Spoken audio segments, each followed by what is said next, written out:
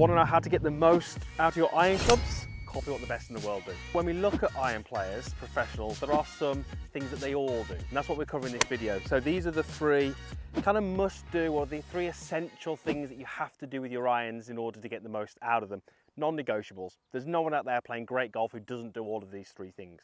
So the first thing that great iron players do, and they all do this, is that they de-loft the golf club at impact. So I've got myself a 6-iron here. Obviously that's got an amount of loft that TaylorMade have built into that club, but great iron players play with less loft than that. Why? Well, one of the reasons is contact. You know, the center of the golf club is, 4 to 5 grooves up. So if I place the ball on my hand and I set the club in behind, if I was to lean the club shaft back and add loft to the golf club, you can see that the contact point is going to move very much down towards the bottom of the club. Therefore, I'm only ever going to hit thin shots. If I have the club shaft neutral, maybe that's about neutral, the back of the golf ball is kind of touching the second, third groove. If I have some shaft lean, if I de-loft the club, suddenly the back of the ball and the fourth and fifth groove meet. So by having some shaft lean, we're able to get higher strikes in the face. Higher strikes in the face mean you're using the sweet spot. It gives you more speed and it gives you more distance. So we kind of have to have some shaft lean. The other thing it does is it generally means, not always, but it generally means that the club is descending. So we've got a negative attack angle. So we have to de-loft that club. How do we do it? Well, it's not easy, and there's some little exercises that we can do to help. If I was to stand up, straight up and face you, that club's got its stated loft because my club shaft is neutral.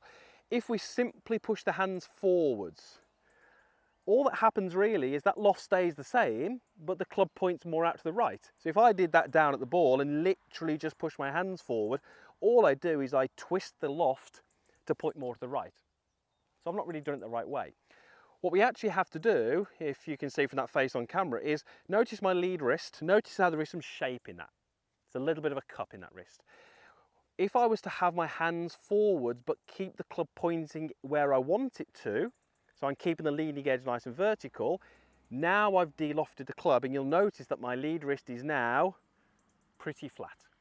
So to de-loft the club, we basically have to take our wrist, which is slightly cupped, and we have to flatten it.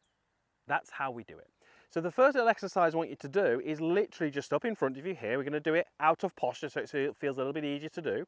And you're just going to start with the club in the middle of your body, the club head also in the middle of your body, club shaft nice and neutral. And you're just going to make some little movements back, add some wrists in, and then you're going to try and learn how to deliver the handle forwards, as you can see I've done there, but at the same time deliver a leading edge which is vertical, as you can see there.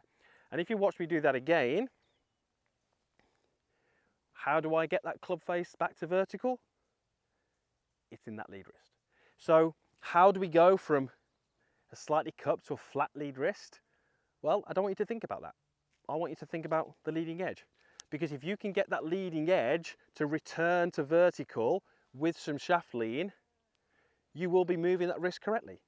So rather than thinking about the wrist and rather than thinking about when do I flatten it out, do I flatten it here or in transition or down, think of the club head. Think of the thing that we're actually trying to control. If I can just make some little swings and take that vertical leading edge and return it to vertical with some handle forwards, I'm learning one of the key skills with iron play. How to deliver a golf club with less loft, with shaft lean, to put compression on the back of the ball. Now, because it's got less loft, we should get a launch angle which is lower. So the progression to that, do it with a ball. So I'm looking for that same motion. I'm looking to add some wrist set, let the club face rotate and open, but in transition, make those required changes to deliver the handle forwards and the loft pointing straight. So this one should be super low, but hopefully pretty straight at the same time. Big bounce because that landed on the road that's down there. But that was what I'm after, low ball flight. That was a 6-iron. That's your first practice drill. Start slow, it's the best way. What is the second thing that all great iron players have? When they hit their irons, they all, bar none, more weight on this leg. 100%. We've already spoken a little bit about attack angle. That means the golf club is going down into the ground. That's great. Down into the ground isn't good over here. It's no good over here. It's got to be kind of where the ball is. So hitting down or having the club move down, having negative attack angle is really important. But having the weight on that lead side is what really controls where that happens. Think of it really simply. Great iron players hit the ground every single time, and they always hit the ground where the ball is. They never hit it too late, they never hit it too early, they always land the club where the ball is. What controls that is where your weight is, really simply. If you said to me, you're hitting iron shots and your club is always landing on the ground before the ball, without even seeing your goal swing, I'd be hazarding a guess that you need to get more lateral, you need to get more weight to your lead side. Now, the difference with great players and poor players is that the great players get the weight to the lead side really, really early. When their hands are about chest high in the downswing, left arm level with the ground, so that's downswing, they've already made their backswing, they've transitioned. When they're here, they've already got the majority of their weight on that lead side already. What that means is that because it's there early, they're able to then stabilize and rotate. So there's not a lot of weight shift through the hit.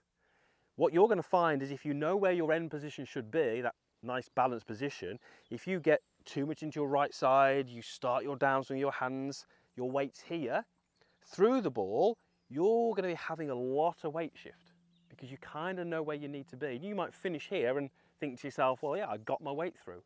But if it was happening through the impact, it's never going to be consistent in terms of strike.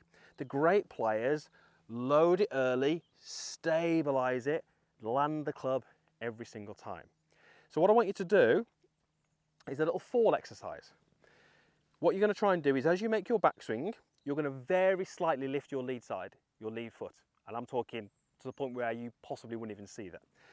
And in transition, you're going to fall onto that leg. So that would look like this. I'm going to go back, lift it, and fall onto it. Back, lift it, fall onto it. Lift it, fall onto it.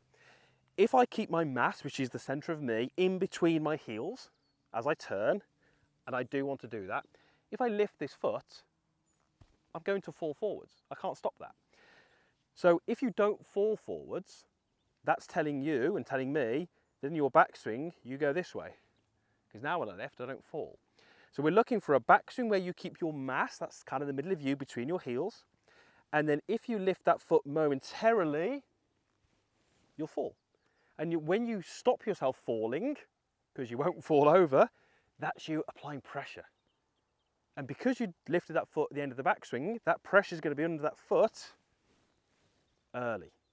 That's a great feeling. I love that little drill.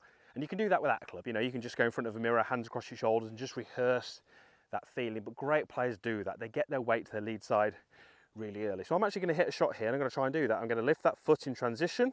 It's going to allow me to put pressure on that lead side early, and it should help me strike it. Okay, turned it over a little bit left, but the strike was good, and it was a drill, so we're never quite as obsessed with the results. Great iron players all do that. Right, what is the last thing that they do? Well, they all have really great structured post-impact positions, kind of in this area here. Now, I did a video, probably go back a few months now, about don't look at the ball. I'll link it here if you haven't seen it. But it was really focusing on actually, what are you trying to do in your golf swing? Are you trying to hit the golf ball? Great players don't really think like that. They often think more about where am I trying to be at this point here. You look at great players a foot to 2 feet, maybe 3 feet after the ball. This is where they are at their most extended. The lead arm of the club form a straight line. The club is as far away from my chest as it could ever be. So many golfers who struggle have that point, that extended point where the ball is. And then post-impact, it all gets a little bit cramped, it all gets a little bit narrow. So I want you to think about squeezing the elbows together. So trying to squeeze them together, which will extend your arms. And I want you to be thinking about a point 2 to 3 feet past the ball, trying to swing to that. Trying to get the club head as far away from you as it can be at that point in your golf swing. Which means that when you actually strike the ball, the right arm will be still a little bit bent. There will be a little bit of angle between the right arm and the club. The lead hand will be ahead of the club head. because we've not tried to extend everything at this point. We're trying to extend everything at this point. Similar to the first exercise we've done, start off slow. So I'm going to be hitting little shots, focusing on my end point, my follow through. There it is. Really extended, and the test for me is, could I move the club further away from me? I can't. If you can finish your swing and the club could be further away from you, tells you that you're not quite hitting that position. Great iron players all hit that position. So the things that I've covered here, as I said, I class these as non-negotiables. You know, they're not things that are a preference. You know, it's not a preference to de-loft the club. It's not a preference to have the weight on the side. It's just what every good golfer does.